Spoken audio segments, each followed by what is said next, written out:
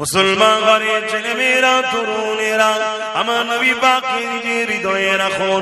যাদের দিনে রাসূল থাকবে তারা কত সম্মানিত হবে শুনুন। এ যুবকেরা, তরুণেরা, আজ নতুন নয়, আল্লাহ দিনের উপরে টার্গেট করা, মসজিদকে টার্গেট করা, মাদ্রাসাকে টার্গেট করা, এটা আজকে নতুন নয়। কেউ হালকা হালকা করে করছিল, তখন আমরা ট্রিটমেন্ট করিনি, তাই রোগটা এখন একটু বড় হয়ে গেছে। তবে মনে রাখবেন, যুগ যুগ ধরে জালিম অত্যাচারী সন্ত্রাসীরা হক নবীর উপরে, ইসলামের উপরে, মানবতা, সভ্যতা, ধর্মের উপরে, আল্লাহর ঘরের উপরে, মসজিদ, মাদ্রাসা, কোরআনের উপরে বারবার আঘাত দিয়েছে।